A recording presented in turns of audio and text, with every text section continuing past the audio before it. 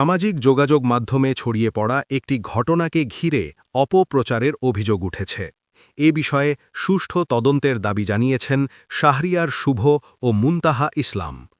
শুক্রবার সকাল 11:30টায় বরিশাল প্রেসক্লাবে আলাদা লিখিত বক্তব্যে তারা নিজেদের বক্তব্য তুলে ধরেন।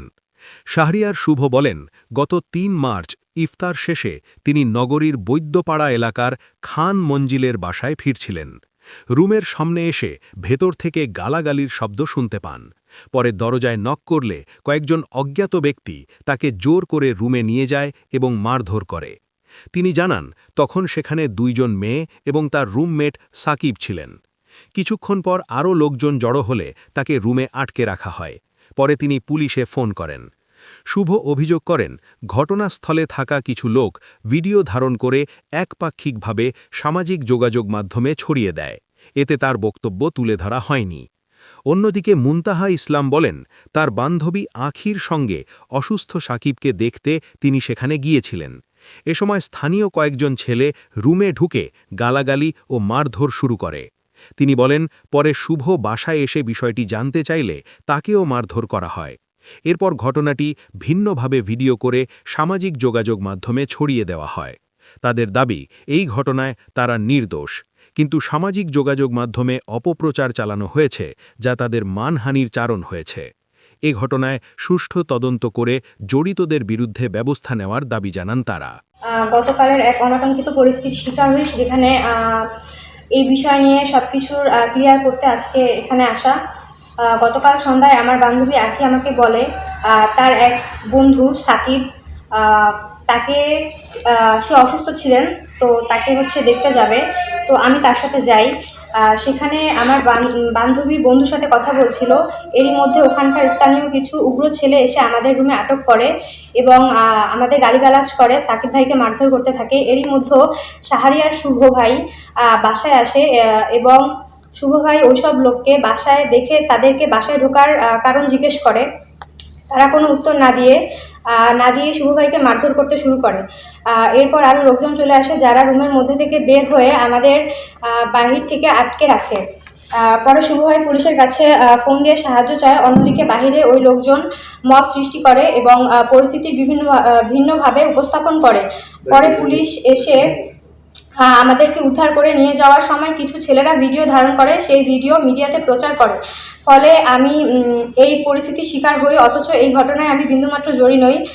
ঘটনাকে ভিন্ন খাতে প্রবাহিত করে আমাদের মানহানি করার জন্য সুষ্ঠু বিচার চাই। যে হলো, আমি গত পরশু দিন ইফতারি শেষ করে তারপরে আমি নামাজ পড়ে আমার বাসার সামনে চা খেতেছিলাম। চা খাওয়ার পরে আমি বাসার ভিতরে নক করার পরে গিয়া আমার যে রুমমেট ছিল, আমরা যে ব্যাচেলার বাসা আমরা মূলত 3 জন থাকি। আমি, সাকিব, সম্রাট আর একটা ছেলে ছিল পার্থ, ও বেশি একটা থাকে না বাসায়। আমরা 4 জন স্টুডেন্ট। তো ওরা টিউশনি করে, আমরা টিউশনি করি। তো ওই মোমেন্টে গিয়া সম্রাট টিউশনিতে ছিল, সম্রাট বাসায় ছিল না। তো পরে আমি বাসা নক করার পরে সাকিব গিয়া বাসা খুলে দেখি যে বাসা নক করার পরে দেখি কিছু ছেলে আমার বাসার ভিতরে। তো আমি নক করার পরে আমি জিজ্ঞেস করি আপনারা কারা? তো বলতেছে, আমার কলার ধরে ভিতরে নিয়ে বলতেছে যে বাসার ভিতরে নিয়ে আসছে, এরা কারা? তো আমি তো বলছি যে এটা চিনি না, আমার ব্যাসমেন্ট আছে কিছু। তো তখন ওরা আমার উপরে হামলা করার পরে আমি ওইখানে আরো কিছু ছেলে আসার পরে আমি অন্যভাবে পাশে যে পুলিশকে ইনফর্ম করার পর পুলিশে তারা বলতেছে আমার যে এখানে নেগোসিয়েশন করি, পুলিশে ফোন দেওয়ার কোনো দরকার নেই। তো আমি বলছি এখানে কোনো কিসের নেগোসিয়েশন, আমি তো কিছু এই ব্যাপারে জানিই না। তো পরে যখন পুলিশ আসার পরে আমাদেরকে ওইখান থেকে উদ্ধার করে নিয়ে যায়। এই তো পরে পুলিশ যখন প্রকৃত সত্য ঘটনাটা জানতে পারে, তারপর ওইখান থেকে আমাদেরকে ছেড়ে দেয়। আর যে মিডিয়া আছে, মিডিয়াগুলো খুব বাজেভাবে এটা এক্সপোজ করতেছে, বলতেছে যে মেয়ে কিন্তু ওইভাবে কিছুই না। আর আমার বাসার ভিতরে যে খাটের একটা কথা বলতেছে, ওইভাবে কিছুই না, আমরা ফ্লোরিং করে থাকি বাসার মধ্যে। ধরার জন্য বিবৃতি করছি। ইফতার করার পরে আমি বাসায় ফিরছিলাম। তো সেই সময় আম্মুর সঙ্গে ফোনে কথা বলতেছিলাম। তো কথা শেষ করে রুমের সামনে পৌঁছলে রুমের ভিতর থেকে গালাগালির শব্দ শুনতে পাই। বিষয়টি বুঝতে না পারে আমি দরজায় নক করি। দরজা খোলার সঙ্গে সঙ্গে কয়েকজন অজ্ঞাত ব্যক্তি হঠাৎ করে আমার কলার ধরে আমাকে জোর করে রুমের ভিতরে টেনে নিয়ে যায়। তো আমি তাদেরকে জিজ্ঞেস করি আপনারা কারা, এখানে কি করছেন? কিন্তু তারা আমার কোনো প্রশ্নের উত্তর না দিয়ে উল্টো বলে যে আরেক সালারে ধরছি। এখন তাদের একজন আমাকে চড়-থাপ্পড় মারতে শুরু করে ওইখানে বসে। তো এরপর আমি লক্ষ্য করি তাদের পিছনে 2 জন মেয়ে এবং আমার রুমমেট সাকিব দাঁড়িয়ে আছে। এ সময় তারা নেগোসিয়েশনের কথা বলে। নেগোসিয়েশন বলতেছে যে ব্যাপারটা সামনে না নিয়ে এখানে মানে যে টাকা পয়সা দিয়ে ক্লোজ করি। তো তখন আমি বলতেছি যে এখানে তো আমি কিছু জানি না, তো আমি কিসের জন্য এখানে টাকা পয়সা দিব।